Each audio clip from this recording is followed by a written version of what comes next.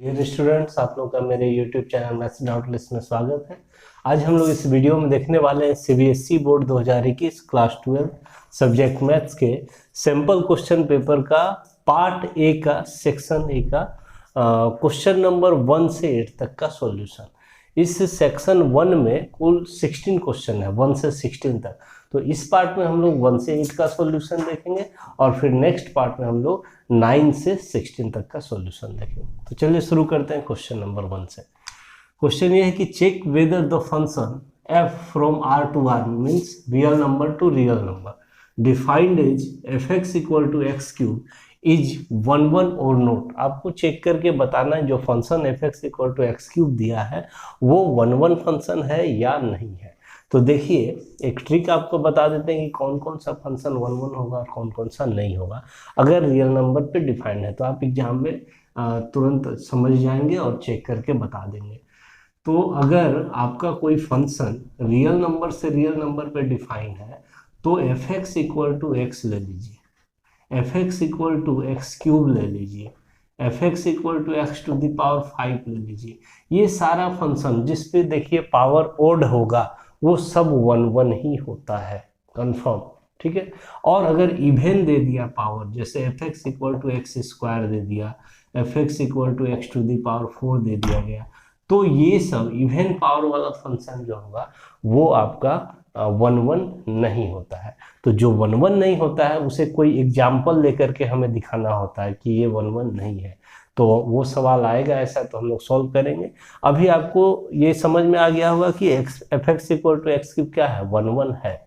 अब 1 1 है तो इसको दिखाने का क्या प्रोसेस है, सिंपल सा एक तरीका सेट कर लीजिए दिमाग में, वही करना है।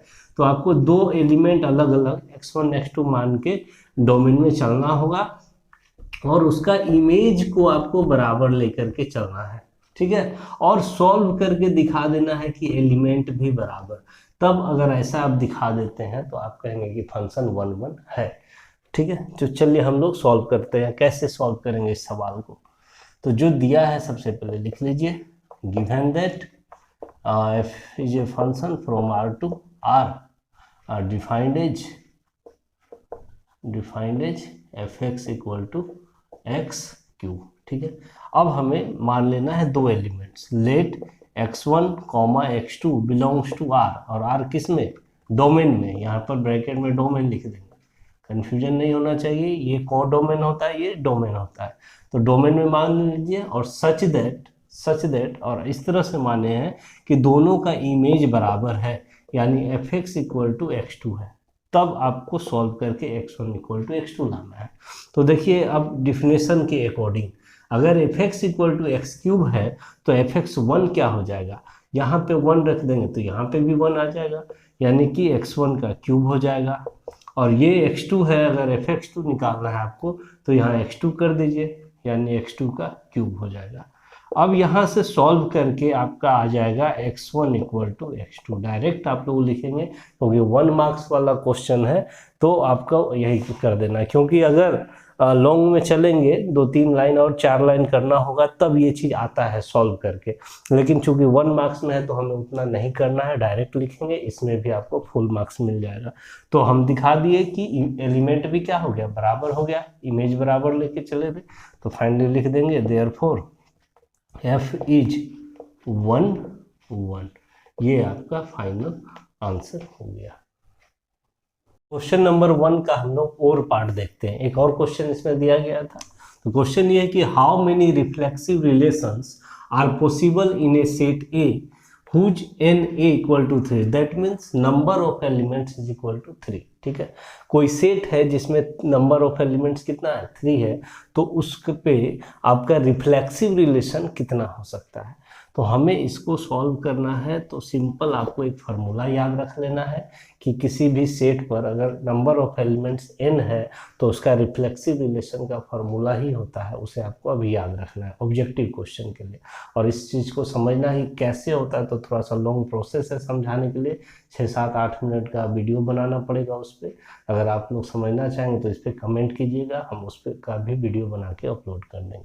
तो सिंपल हम लोग लिख लेंगे पहले जो दिया हुआ है, तो given that Na equal to 3, यानी कि नंबर ऑफ एलिमेंट्स कितना है 3, that is n equal to 3। n से डिनोट कर देंगे कि इसमें नंबर ऑफ एलिमेंट्स कितना है, 3 है।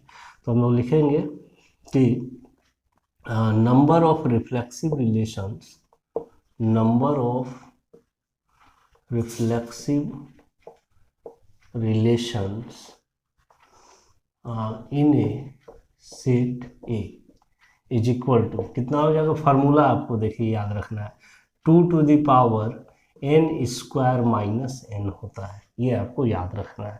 तो 2 हो गया, यहाँ n कितना हो गया 3, तो 3 का स्क्वायर माइनस 3 कर देना है, तो 2 पे पावर 3 का स्क्वायर कितना हो गया 9, और 9 माइनस 3 यानी 2 टू द पावर 6, और 2 टू द पावर 6 को मल्टीप्लाई कर दीजिए 2 को 6 टाइम्स में, तो ये आपका कितना हो जाएगा 2 इंटू 2 इंटू 2, 2 इंटू 2 इंटू 2, ठीक है, 2 दूना 4 दूना 8 दूना 16 दूना 32 दूना 64 यानी कि 64, ये आपका आंसर हो गया। तो आइए अब हम लोग क्वेश्चन नंबर 2 देखते हैं। तो क्वेश्चन ये है कि a relation R in set S is equal to 1 2 3 is defined as R equal to, और यहाँ ब्रैकेट में है ordered pair 1 1 1 2 2 2 and 3 3, which elements of relation R be removed to make R an equivalence relation। आपको एक set दिया हुआ है S जिसमें 3 एलिमेंट्स है 1 2 3, और एक रिलेशन डिफाइन किया गया है इस तरह से कि इसमें ऑर्डर्ड पेयर 1 1 है 1 2 है 2 2 है और 3 3। आपसे पूछा जा रहा है कि इस रिलेशन से कौन सा एलिमेंट को रिमूव कर दे यानी हटा दे, जिससे कि ये रिलेशन एक इक्विवेलेंस रिलेशन बन जाए। अभी ये रिलेशन इक्विवेलेंस रिलेशन नहीं है, ठीक है। तो हम लोग समझ लेते हैं इक्विवेलेंस रिलेशन क्या होता है। देखिए, जो तीनों रिलेशन को सेटिस्फाई करता है, जो रिलेशन रिफ्लेक्सिव हो, साइमेट्रिक हो और ट्रांजिटिव हो, तीनों हो, उसी को हम लोग क्या करते हैं इक्विवेलेंस रिलेशन कहते हैं। तो देखिए यहाँ पर एकदम आसान सा ये क्वेश्चन है, हमें कौन सा एलिमेंट रिमूव करना चाहिए। सबसे पहले तो आपको लिख लेना है गिवन दैट, जो दिया हुआ रिलेशन, तो R equal to ordered pair 1 1 1 2 2 2 and 3 3। आपको यहाँ पे देखना है कि कौन सा एलिमेंट हटा देने से हमारा ये इक्विवेलेंस रिलेशन बन जाएगा। देखिए, इक्विवेलेंस के लिए पहली बात होता है कि रिफ्लेक्सिव होना चाहिए। तो रिफ्लेक्सिव होने में क्या होता है कि जितना भी एलिमेंट आपको सेट में है, जैसे एस सेट है उस पर रिलेशन डिफाइंड है, तो जितना भी एलिमेंट सेट एस में है उन सभी का ऑर्डर्ड पेयर होना जरूरी है, तब वो रिलेशन रिफ्लेक्सिव कहलाता है। तो देखिए 1 का ऑर्डर्ड पेयर 1 के साथ है, 2 का ऑर्डर्ड पेयर 2 के साथ है, और एलिमेंट 3 का भी ऑर्डर्ड पेयर 3 के साथ है। ये रिलेशन रिफ्लेक्सिव है, क्लियर है। अब साइमेट्रिक होने के लिए क्या होना चाहिए? देखिए, साइमेट्रिक होने के लिए रूल क्या है? साइमेट्रिक होने के लिए रूल है कि अगर a b, ordered pair a b अगर रिलेशन में बिलोंग्स करता है तो इम्प्लाइज दैट बी ए भी रिलेशन में बिलोंग्स करना चाहिए, उसका उल्टा ऑर्डर्ड पेयर भी। तो 1 1 तो सही है, चलेगा, 1 1 है तो 1 1 को उल्टा करेंगे तो वही होगा, 2 2 का उल्टा करेंगे तो वही होगा, 3 3 का उल्टा करेंगे तो वही होगा। अब देखिए इस एलिमेंट को 1 2 को, तो 1 2 अगर आर में है तो क्या 2 1 आर में है? नहीं है 2 1 आर में। इसका मतलब कि ये रिलेशन साइमेट्रिक नहीं है। तो इसे ही अगर आप हटा देते हैं तब ये फिर से साइमेट्रिक बन जाएगा, और जब तीनों ऑर्डर्ड पेयर रहता है तो वो ट्रांजिटिव ऑलरेडी होता ही है। तो आपको सिर्फ ये एलिमेंट को हटा देना है। तो आंसर में एक लाइन लिख देना है आपको। क्या लिख देना है? देखिए कि element 1 2 should be removed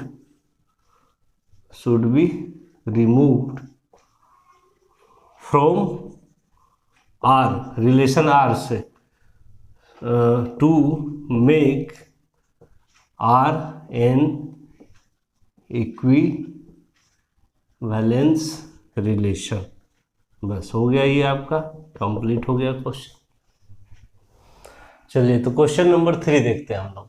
A relation R in the set of real numbers R. देखिए ये रिलेशन है आर, डिनोट किया गया है, और ये सेट ऑफ रियल नंबर्स है। तो एक relation set of real number से डिफाइंड है इस तरह से कि as R equal to ordered pair a b such that under root a equal to b is a function और नॉट जस्टिफाई। ये रिलेशन जो है ये फंक्शन है कि नहीं ये आपको बताना, जस्टिफाई करना है, ठीक है। अब समझ लीजिए कि कोई रिलेशन जो है वो फंक्शन कब बन जाता है। देखिए अगर आपका रियल नंबर से रियल नंबर पे डिफाइंड है ये रिलेशन, तो आप समझ लीजिए पहले, जैसे ये रियल नंबर, ये भी रियल नंबर, यानी कि कोडोमेन भी रियल नंबर है और डोमेन भी रियल नंबर है और कोडोमेन भी यहाँ रियल नंबर है। तो रियल नंबर में तो बहुत सारा आपका वैल्यू रहेगा, 0 1 2 3 4 और भी बहुत सारा रहेगा, -1 -2 -3 बहुत सारा रहेगा। उसी तरह से इसमें भी तो वही सब रहेगा, क्योंकि ये भी सेट ऑफ रियल नंबर्स है, 3 4 डॉट डॉट डॉट बहुत सारा, -1 -2 -3 बहुत सारा रहेगा। तो इसी रियल नंबर से रियल नंबर पे फंक्शन आपका अभी पहले बोल रहा है कि रिलेशन डिफाइंड है आर। तो किस तरह से डिफाइंड है ये रिलेशन आर, कि ऐसा ऑर्डर्ड पेयर इसमें आएगा जो इस बात को सेटिस्फाई करेगा, यानी root a equal to b को सेटिस्फाई करेगा, ठीक है। अब एक दो उदाहरण लेकर के आपको समझाते कि इस रिलेशन में कैसा कैसा ऑर्डर्ड पेयर आएगा। यदि हम ए इक्वल टू 1 लेते हैं इससे डोमेन से, तब हमारा b इक्वल टू क्या हो जाएगा, देन देखिए b इक्वल टू क्या है डिफाइन, रूट ए, यानी रूट ए का वैल्यू कितना 1, यानी कि कितना आया 1। तो आपका जो ऑर्डर्ड पेयर मिला ए बी, ए का वैल्यू 1 और b का वैल्यू 1, ये बिलोंग्स किया R में, यानी इस रिलेशन में 1 1 आएगा, इस तरह से कि इस R में एक ऑर्डर्ड पेयर 1 1 आएगा। उसी तरह से अगर हम 2 रखेंगे तो 2 का वैल्यू कुछ आएगा, अब 3 रखेंगे तो कुछ आएगा, लेकिन अगर हम -1 रखते हैं, ए का वैल्यू कितना रखते हैं -1, तो बी का वैल्यू हमें क्या मिलेगा, तो अंडर रूट -1 मिलेगा, ठीक है। अब अंडर रूट -1 जो है वो इसमें है क्या, देखिए ये तो यहाँ का एलिमेंट होता है और जो ये बी उसका इमेज है वो इसका होता है कोडोमेन का। तो अब हमारा -1 क्या कोडोमेन में है कहीं, रूट अंडर -1 नहीं, क्योंकि ये तो रियल नंबर है ही नहीं, ये कॉम्प्लेक्स नंबर है जो कि रियल नंबर के सेट में बिलोंग्स ही नहीं करेगा, ठीक है। इसका मतलब जी ये ऑर्डर्ड पेयर जो आया, कौन सा ऑर्डर्ड पेयर, तो -1 और b का वैल्यू अंडर रूट -1, ये इसमें आएगा ही नहीं रिलेशन में, इसमें हम नहीं लिख सकते इस रिलेशन में -1 अंडर रूट -1।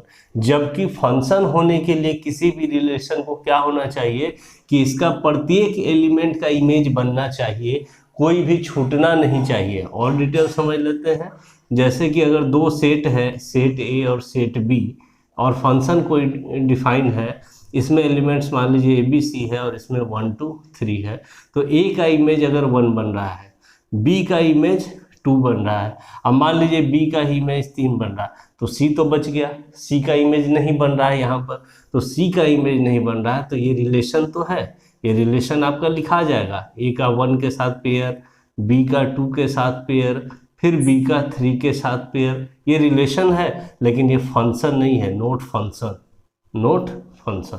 क्यों फंक्शन नहीं है, क्योंकि एक एलिमेंट बच गया हमारा डोमेन में जिसका इमेज कोडोमेन में नहीं बन रहा है। उसी तरह से अगर ये फंक्शन है इस तरह से डिफाइन, तो हम देख रहे हैं निगेटिव वाला जितना भी नंबर है उस सब का इमेज नहीं बन रहा है, रूट अंडर -1 इसमें नहीं है। अगर हम ए की जगह पे रूट अंडर -2 लेंगे तो b equal to root under -2 आएगा, वो उसमें नहीं है कोडोमेन में। तो इस तरह से हम देख रहे हैं जितना माइनस वाला है किसी का भी इमेज नहीं बन रहा है, ये सब बच जाएगा, इसीलिए यह रिलेशन तो है लेकिन फंक्शन नहीं है। अब इसको क्लियर कैसे करेंगे, हम लोग लिखेंगे कैसे सवाल में, तो जब आपको नहीं दिखाना रहता है तो एक एग्जाम्पल से आप उसको दिखा देते हैं कि नहीं है ये कैसे। अब देखिए यहाँ पर सिंपल हम लोग सॉल्यूशन में क्या करेंगे, हम लोग लिख लेंगे given relation is R equal to ordered pair a b such that under root a equal to b. अब यहाँ लिखेंगे हम लोग कि -1 बिलोंग्स टू R, R मतलब फंक्शन रियल नंबर से रियल नंबर पे डिफाइंड है, तो हम कहेंगे ये डोमेन है, क्या है domain.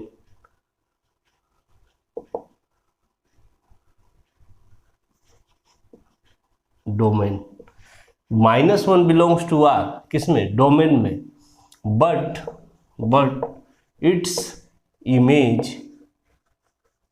image under root -1 does not belongs to R codomain. यानी क्या समझे आप लोग, -1 तो है इसमें डोमेन में, लेकिन इसका इमेज अंडर रूट -1 जो है वो उसके कोडोमेन में नहीं है। और जब किसी एलिमेंट का इमेज नहीं बनता है तो वह रिलेशन होता है लेकिन फंक्शन नहीं कहलाता है। तो हम लोग लिख देंगे कि therefore the given relation is not a function. Justify हो गया।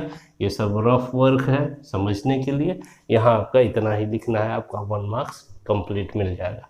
तो क्वेश्चन नंबर 3 का और पार्ट देखते हैं हम लोग। और में भी एक सवाल है, देख लेते हैं इसे क्या है। An equivalence relation R in A divides it into equivalence classes A1 A2 A3। What is the value of A1 union A2 union A3 and A1 intersection A2 intersection A3। तो देखिए कोई रिलेशन R है जो set A को divides कर रहा है equivalence classes में, और हम जानते हैं कि जो इक्विवेलेंस क्लास होता है वो बिल्कुल डिसजॉइंट होता है एक दूसरे से। कुछ भी कॉमन, एक इक्विवेलेंस क्लास का दूसरे इक्विवेलेंस क्लास में कुछ भी एलिमेंट्स कॉमन नहीं होता है, बिल्कुल डिसजॉइंट होते हैं। और ऐसा होता है कि अगर सबको मिला दिया जाए, यूनियन कर दिया जाए, तो फिर से वही सेट ए बन जाता है। और जब उसका इंटरसेक्शन किया जाए यानी कॉमन लिया जाए तो उसमें कुछ भी कॉमन नहीं मिलता है। तो हम क्या लिख देंगे आंसर में, देखिए सॉल्यूशन में सीधा A1 union A2 union A3, ये सब 3 पार्ट में बांटा था ए को, तो सब मिलकर के फिर से ए के ही बराबर हो जाता है हमारा। और A1 intersection A2 intersection A3, चूंकि तीनों एकदम डिसजॉइंट होता है, इसमें कोई भी एलिमेंट कॉमन नहीं मिलता है, तो हमारा कॉमन कुछ नहीं मिलेगा, तो आंसर क्या लिखा जाएगा, 5 लिख देंगे। ये आपका कंप्लीट हो गया क्वेश्चन नंबर 3। क्वेश्चन नंबर 4 पढ़ते हैं हम लोग, क्या है देखिए। If A and B are matrices of order 3 by n and m by 5 respectively, then find the order of matrix 5a minus 3b given that it is defined। आपसे कह रहा है कि दो मैट्रिसेस है a और b, a का order है 3 by n, b का ऑर्डर है m by 5।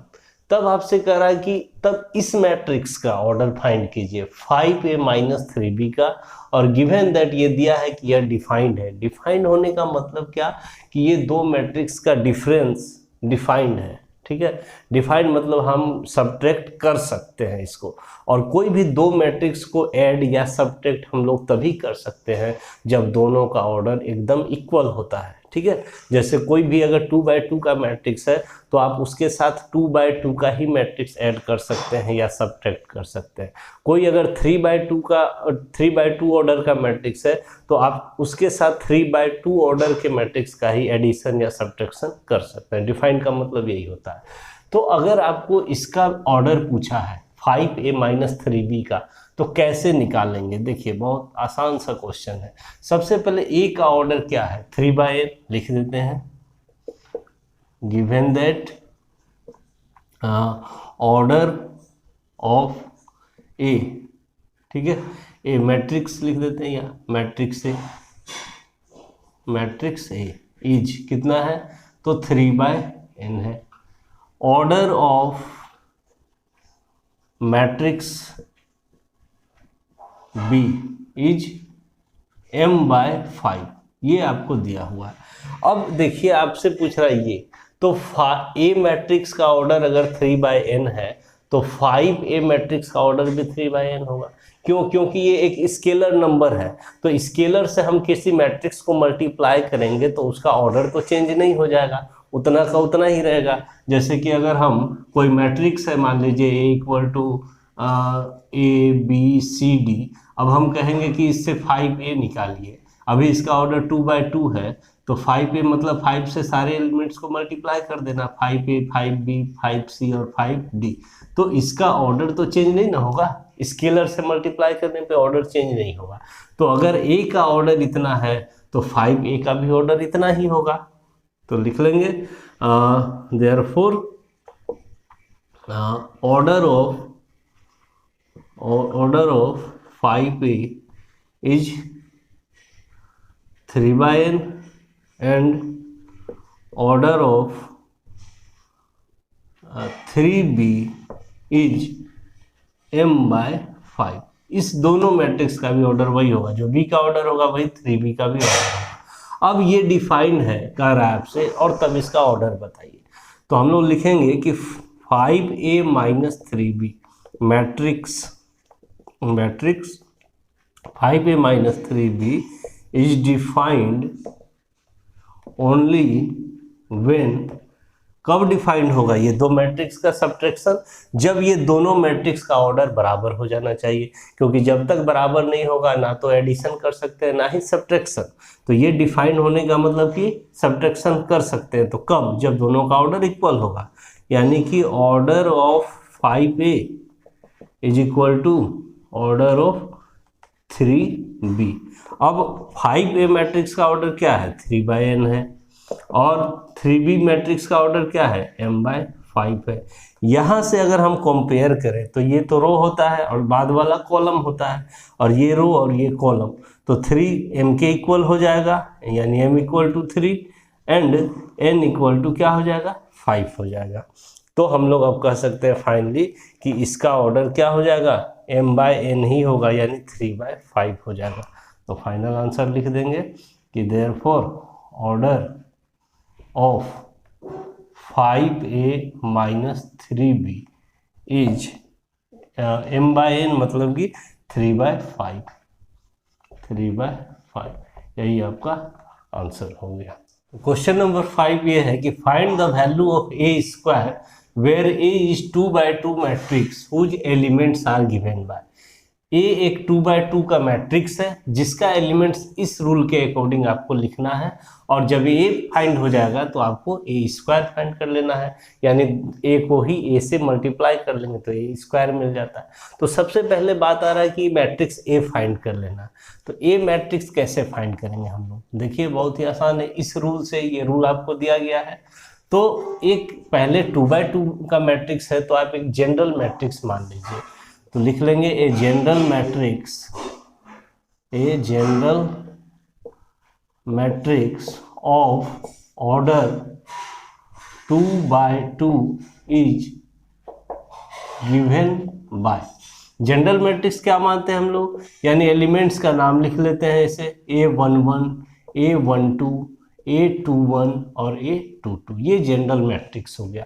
अब इस रूल के अकॉर्डिंग एलिमेंट्स आप फाइंड कीजिए, a11 सब क्या होगा, तो सो देखिए a11 क्या होगा, आपको इस रूल में क्या बोल रहा है कि अगर aij का वैल्यू अगर i j के बराबर नहीं है तब 1 लिखिएगा, और i j के बराबर है तो 0 होगा। तो देखिए ये वाला i समझिए और ये बगल वाला उसका j, तो यहाँ 1 1 के क्या है, इक्वल है, यानी i j के इक्वल है, और जब इक्वल है तो a i j का वैल्यू क्या लिखना है, 0 लिखना है, यानी इसका वैल्यू 0 हो जाएगा।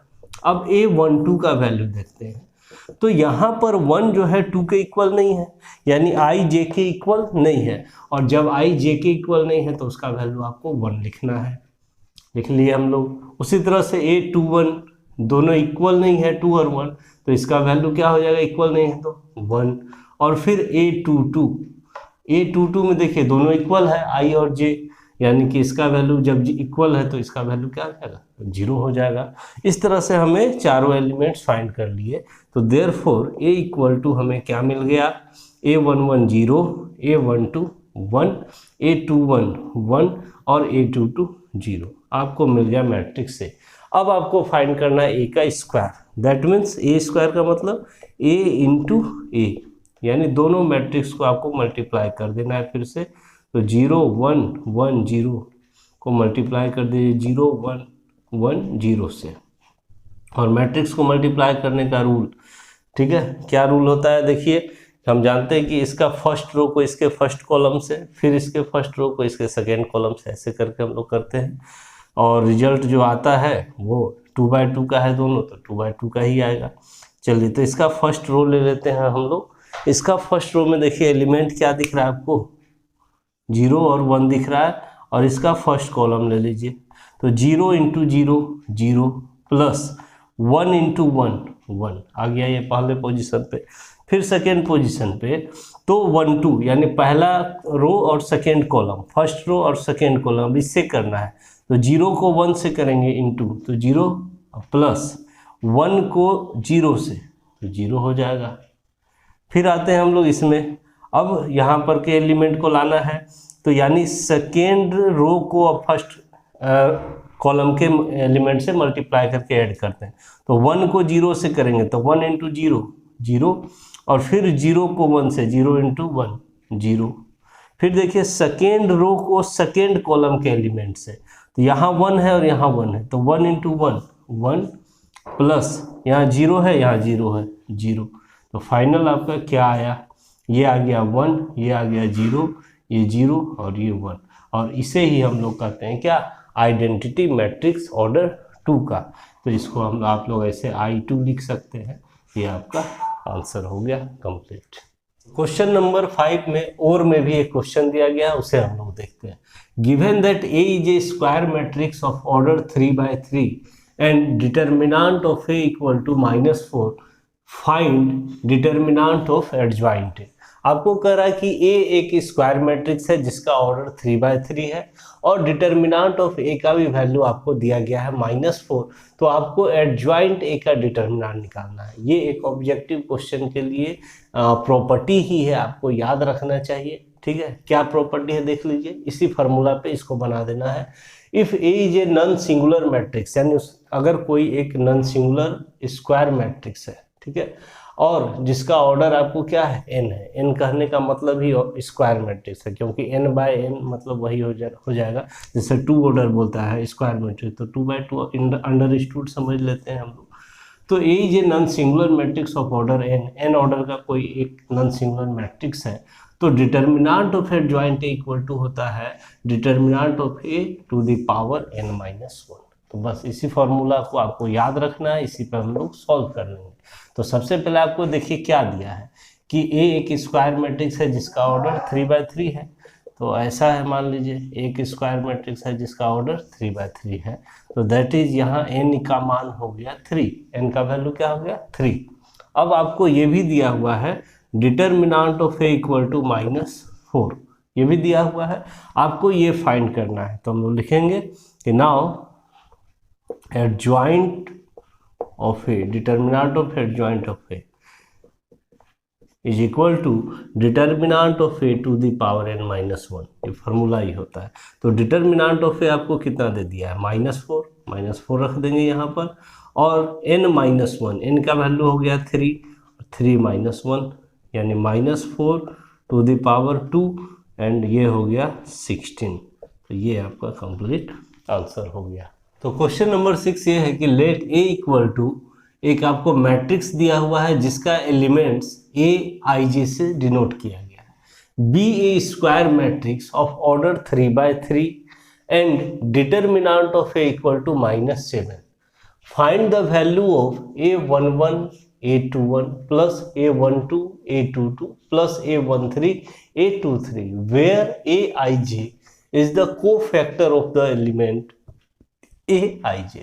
आपसे कह रहा है कि A एक स्क्वायर मैट्रिक्स है जिसका ऑर्डर 3/3 है, ठीक है, और आपको इसका वैल्यू फाइंड करना है इस चीज का। तो देखिए एक तो प्रॉपर्टी ही है, सीधा आप इसका वैल्यू 0 होगा, क्लियर है प्रॉपर्टी से।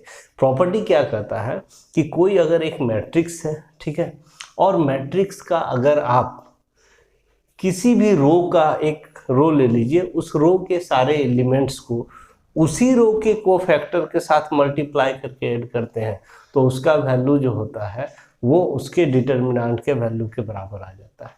लेकिन अगर आप एलिमेंट लेते हैं किसी रो का, जैसे R1 का, और उसको मल्टीप्लाई कर देते हैं R2 के कोफैक्टर के साथ और ऐड करते हैं, तो उसका वैल्यू हमेशा 0 होगा।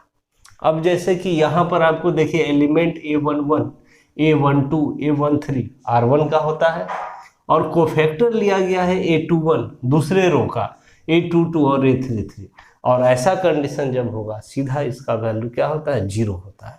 अब कैसे होता है हम लोग सॉल्व भी करके दिखा देते हैं। चलिए सॉल्यूशन, आप एक जनरल मैट्रिक्स मान लीजिए और यहाँ पर देखिए डिटर्मिनेंट ऑफ ए जो -7 दिया है इसका कोई यूज यहाँ पर नहीं होने वाला है, वो ऐसे ही दे दिया है।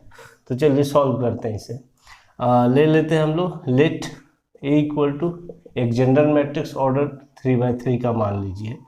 तो A11 A12 A13 A21 A22 A23 A31 A32 A33 जो 3×3 ऑर्डर का हो गया आपका स्क्वायर मैट्रिक्स। अब आपको इसका वैल्यू फाइंड करना है, ठीक है। तो आपको देखिए ले लीजिए इससे पहले R1 के लोग, ये R1 है, ठीक है। तो अब हम वैल्यू लिखने जा रहे हैं इसका कि A11 A21 प्लस, नाउ यहाँ पे लिख देते हैं A12 A22 plus A13 A23 इसका वैल्यू। तो देखिए यहाँ पर जो हमारा एलिमेंट है A11 वो तो रहेगा। अब को फैक्टर आपको लेना है 2 1 यानी सेकेंड वाले रो के अकॉर्डिंग। तो सेकेंड वाले रो के अकॉर्डिंग अगर यहाँ लेते हैं हम लोग इसका को फैक्टर तो साइन भी चेंज होता है, प्लस माइनस होता है। यहाँ पर कैसे होता है तो देखिए -1 पे पावर हम लोग लिखेंगे यहाँ पर ऐड करके किसको, 2 + 1, ये 2 1 है तो 2 + 1 लिख दिए। और फिर क्या लिखते हैं यहाँ पर माइनर लिखते हैं, यही होता है को फैक्टर। तो यहाँ पे माइनर किसका, तो A21 एलिमेंट का क्या होगा। तो देखिए इससे इसके सामने जो कॉलम और रो है उसे हटा देते हैं, डिलीट कर देते हैं और जो हमारा बचता है डिटर्मिनेंट उसे ही लिखते हैं। तो क्या हो जाएगा यहाँ पर A21 के सामने और इधर हटा देते हैं तो हमारा बच रहा है A12 A13 और फिर A32 और A33, फिर प्लस A12 लेते हैं हम लोग, एलिमेंट दिया हुआ है और इसके साथ फिर को फैक्टर लेना है हमें इसका A22 एलिमेंट का, क्योंकि यहाँ A22 लिखा है कैपिटल में, तो A22 एलिमेंट का। तो यहाँ पर फिर साइन -1 टू द पावर 2 + 2 हो जाएगा, यहाँ 2 2 है तो, और फिर यहाँ का इसका माइनर लीजिए, यानी कि इसके सामने जो रो और कॉलम है उसे डिलीट करेंगे तो हमारा बच जाएगा यहाँ A11 A13 A31 और A33 ये आया। फिर प्लस तीसरा एलिमेंट A13, तो A13 ले लेंगे और -1 पे पावर 2 + 3, 2 3 है तो 2 + 3 और डिटर्मिनेंट किसका, तो इसका माइनर A23 का। A23 के सामने इधर कॉलम और रो को डिलीट करेंगे तो हमारा बचेगा A11 A12 A11 A12 और इधर से A31 A32 A31 A32। और जब इसको सॉल्व करेंगे हम लोग तो हमारे पास एक डिटर्मिनेंट आएगा कैसा, तो देखिए A11 A12 A13, फिर आएगा A11 A12 A13 और फिर आएगा A31 A32 A33। ये कैसे आया सॉल्व करके देखिए। तो देखिए अगर आप इसको ही एक्सपेंड कर देते हैं R2 के लोग तो ये आना चाहिए, आ जाएगा। देखिए जैसे कोई भी अगर हम लोग मैट्रिक्स डिटर्मिनेंट का कोफैक्टर निकालते हैं तो साइन यहाँ plus minus plus minus plus minus plus minus minus ये भी होता है, या आप ऐसे पावर के रूप में लिखते हैं। अब R2 के लोग अगर एक्सपेंड करते हैं तो A11 यहाँ रहेगा, ठीक है। इसका साइन क्या होता है माइनस, तो देखिए यहाँ पर -1 पर पावर 3 करेंगे तो माइनस ही होगा, ठीक। और इसके एलोंग अगर हम देखिए जो कॉलम और रो को डिलीट करते हैं तो हमारा मैट्रिक्स क्या बन रहा है, बच रहा है A12 A13 A32 A33, यही आ रहा है। फिर देखिए A12 लेते हैं, ले लिए हैं यहाँ, और इसका पोजीशन क्या है प्लस, तो देखिए -1 पे पावर 2 + 2 यानी 4 इवन नंबर, तो ये प्लस हो जाएगा वैल्यू। और इसके एलोंग कॉलम और रो को डिलीट करते हैं तो हमारे पास बच रहा है determinant A11 A13 A31 A33, clear. अब इसको लेते हैं A13 को, और देखिए साइन क्या है माइनस बचना चाहिए, तो -1 पे पावर 2 + 3 करेंगे तो 5 माइनस बचेगा। और इसके सामने का कॉलम रो डिलीट करेंगे तो A11 A12 A31 32 आ गया क्लियर। यानी R2 के अलोंग अगर एक्सपेंड करेंगे तो यही आएगा, इसीलिए इसको हम लोग इतना लिख सकते हैं। अब अगर इतना लिख दिए तो हमारे पास एक प्रॉपर्टी है, क्या प्रॉपर्टी डिटर्मिनेंट में, कि अगर दो रो या दो कॉलम अगर एक जैसा हो जाए, आइडेंटिकल हो जाए, तो उसका वैल्यू डायरेक्ट प्रॉपर्टी से 0 बोलेंगे। तो देखिए यहाँ R1 और R2 का एलिमेंट एकदम एक जैसा आ गया है, तो हम लोग लिख देंगे कि here R1 and R2 are identical, therefore identical लिख करके सीधा यहाँ पे 0 लिख देंगे, और ये चीज़ इसके ब्रैकेट में यहाँ पर ही लिख दीजिएगा। ये आपका आंसर हो गया। क्वेश्चन नंबर 7 ये है कि find integral of e to the power x and bracket में है 1 minus cot x plus cosec square x dx। इस इंटीग्रल का वैल्यू आपको फाइंड करना है कि क्या होगा। देखिए एक डायरेक्ट प्रॉपर्टी पर है, किस टाइप का है तो समझ लीजिए। Integral e to the power x f x plus f dash x d x, इसी प्रॉपर्टी पे है। e to the power x और ब्रैकेट में कोई फंक्शन और प्लस में उसका डिफ्रेंसिएशन उस फंक्शन का अगर आता है, इसका वैल्यू होता है डायरेक्ट हम लोग लिखेंगे e to the power x into f x plus c. ये आपका आंसर हो जाता है। तो इसी प्रॉपर्टी पे है, बस दिखा देना है आपको कि इस प्रॉपर्टी पे है, और हम लोग आंसर आसानी से लिख लेंगे। तो सॉल्यूशन में चलते हैं हम लोग, जो दिया है लिख लेते हैं। Integral e to the power x 1 minus cot x plus cosec square x dx। यहाँ पे हम लोग देखिए कि ये वाला पार्ट का ही डिफ्रेंसिएशन करने से ये आ जाएगा। 1 माइनस कोट एक्स को डिफ्रेंसिएशन कीजिएगा तो कोसेक स्क्वायर एक्स आ जाएगा, यानी इसी का डिफ्रेंसिएशन यहाँ पर दिया हुआ है। ये आपको देख के चुनना पड़ता है, अगर याद है दिमाग में डिफ्रेंसिएशन तो आसानी से आप लोग समझ सकते हैं। तो यहाँ पर हम लोग 1 माइनस कोट एक्स को ही एफ एक्स मान लेते हैं कि let f x equal to इतना। अब डिफ्रेंशिएट इसका कर देते हैं, differentiating with respect to x, तो एफ डैश एक्स क्या हो जाएगा, 1 का डिफ्रेंशिएशन तो 0 हो जाएगा कांस्टेंट का, माइनस कोट एक्स का डिफ्रेंशिएशन होता है माइनस कोसेक स्क्वायर एक्स, और ये माइनस माइनस प्लस हो गया कोसेक स्क्वायर एक्स। ठीक है, यानी एफ डैश एक्स हमारा ये निकल गया अगर हम एफ एक्स इस पार्ट को माने हैं। तो अब हम लोग लिखेंगे कि this integral is in the form of integral e to the power x bracket F x plus f dash x dx। ये जो इंटीग्रल है ये इस फॉर्म का है, देयरफॉर हम लोग डायरेक्ट इसका आंसर लिखेंगे e to the power x 1 minus cot x plus cosec square x dx is equal to e to the power x क्या होता है, और एफ एक्स जो फंक्शन है, एफ एक्स आपका क्या है 1 माइनस कोट एक्स, तो उसे ही लिख देंगे 1 माइनस कोट एक्स प्लस सी। यही आपका आंसर हो गया।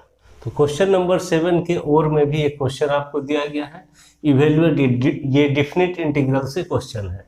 Evaluate integral of -π/2 to π/2 x square sine x dx। ये फंक्शन का आपको इंटीग्रेशन करना है और आपको लिमिट दिया हुआ है -π/2 से π/2।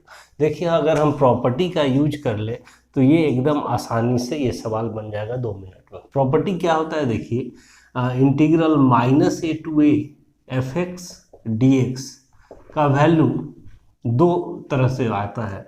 एक तो हो जाता है 2 × 0 to a f x dx। कब होता है ये कि if F x is even, जब इवन फंक्शन होता है एफ एक्स तो इसका वैल्यू हम लोग 2 × 0 to a f x dx लिख करके फिर इंटीग्रेशन करके सॉल्व करते हैं, और इसका वैल्यू डायरेक्ट 0 हो जाता है इफ एफ इज ओड, यानी ओड फंक्शन हो जाएगा तो सीधा वैल्यू 0 हो जाता है।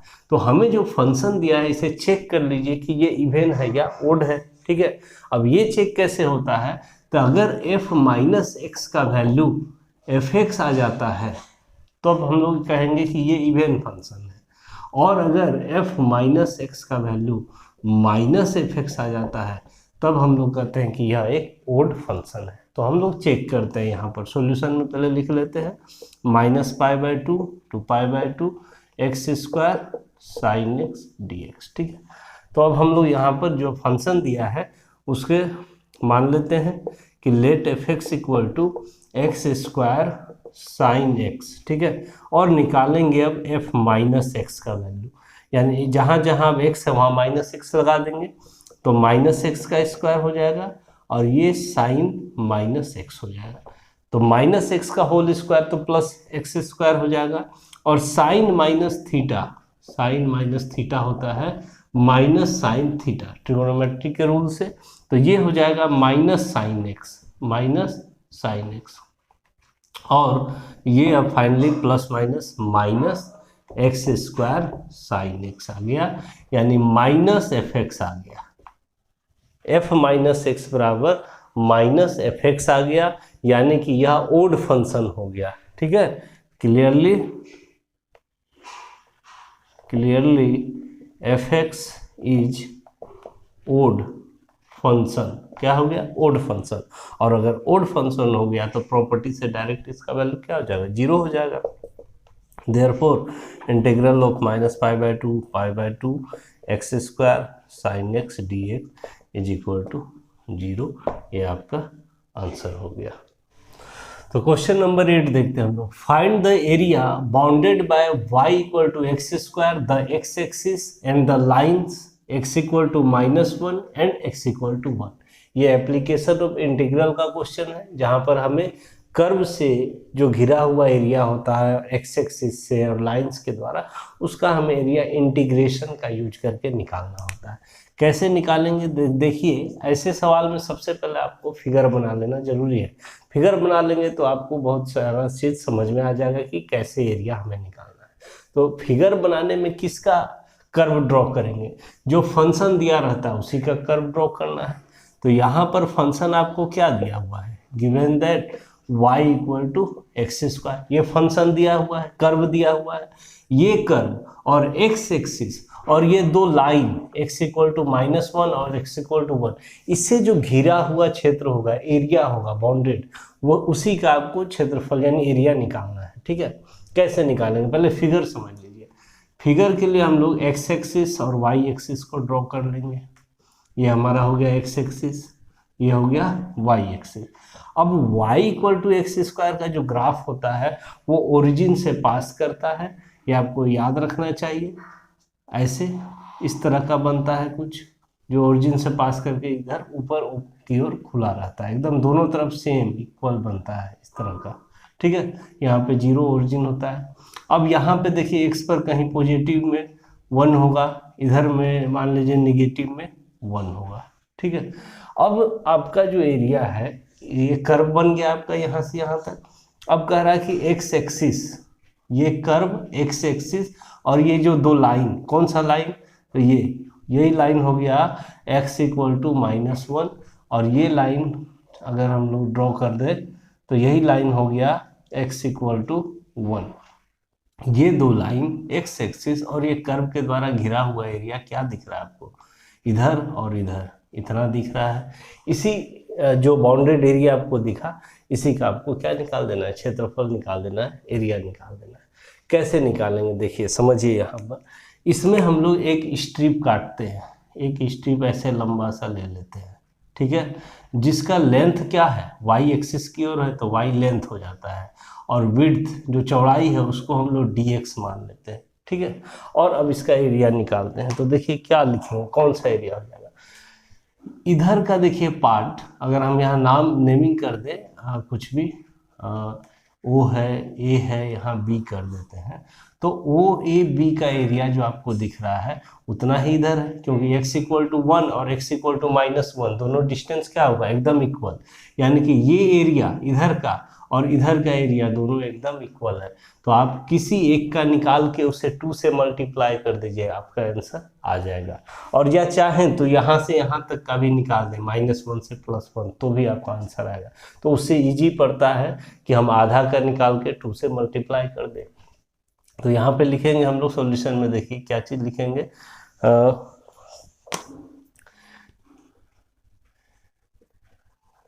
एरिया बाउंडेड बाय जो सवाल में दिया हुआ है y equal to x square, the x axis and the lines x equal to -1 and x equal to 1 is given by, ठीक है। इस कर्व के द्वारा, ये एक्स एक्सिस के द्वारा और जो ये दो लाइंस के द्वारा जो एरिया आपका बाउंडेड है वो क्या होगा वही लिख रहे हैं। इज इक्वल टू होगा 2 इंटू एरिया ऑफ इस ये रीजन OABO, इसका ही एरिया को 2 से मल्टीप्लाई कर देंगे, टोटल एरिया हमारा निकल जाएगा। यानी 2 इंटू, अब देखिए एरिया ऑफ OABO को कैसे लिखेंगे, तो 2 इंटू इंटीग्रल में देखिए कहाँ से रन कर रहा है, कहाँ से कहाँ तक है ये बाउंडेड रीजन, 0 से लेके 1 तक है, तो लोअर लिमिट 0 और अपर लिमिट 1 हो गया। और अब फंक्शन y dx, ठीक है, ये स्ट्रिप का लंबाई y है, चौड़ाई कितना है dx, तो एरिया क्या होगा, लेंथ इंटू ब्रेथ होता है। ये जैसे स्ट्रिप है, स्ट्रिप का लेंथ y और विड्थ क्या है dx, तो ये समझिए रेक्टेंगल है, रेक्टेंगल का एरिया क्या होता है, लेंथ इंटू ब्रेथ होता है ना, तो y लेंथ, अब ब्रेथ हो गया dx, तो y dx हो जाएगा एरिया। अब क्या होगा, इक्वल टू 2 इंटू 0 to 1, और y का ही वैल्यू आपको सवाल में ही दिया रहेगा, जो एक्स स्क्वायर है उसको रख देंगे और dx। अब इसका इंटीग्रेशन कर लेंगे हम लोग, तो इज इक्वल टू 2 और एक्स स्क्वायर का integration x to the power n का होता है x to the power n+1 by n+1, ये तो इसका हो जाएगा x³/3 और लिमिट लगा दीजिए 0 to 1, तो इज इक्वल टू 2, 3 कांस्टेंट है बाहर कर सकते हैं, 2/3 बाहर कर दिए, पहले अपर लिमिट देंगे तो 1 का क्यूब, अब माइनस देखिए लोअर लिमिट यानी 0 का क्यूब, तो 1 का क्यूब 1 और -0 1 ही होगा, तो यानी फाइनल 2/3 स्क्वायर यूनिट, ये आपका फाइनल आंसर हो गया। ठीक है, आज हम लोग इस वीडियो में कितना देख ले, हम लोग सैंपल क्वेश्चन पेपर का पार्ट ए का सेक्शन 1 का क्वेश्चन नंबर 1 से 8 तक का सॉल्यूशन देख लिए। अब हम लोग नेक्स्ट वीडियो में 9 से 16 तक का जो है उसका सॉल्यूशन देखेंगे, फिर आगे हम लोग नेक्स्ट वीडियो में देखेंगे। तो अगर वीडियो अच्छा लगे, समझ में आए, तो ज़रूर इसे लाइक करें, कमेंट करें और शेयर करें, और मेरे चैनल को भी सब्सक्राइब कर लें। Thank you.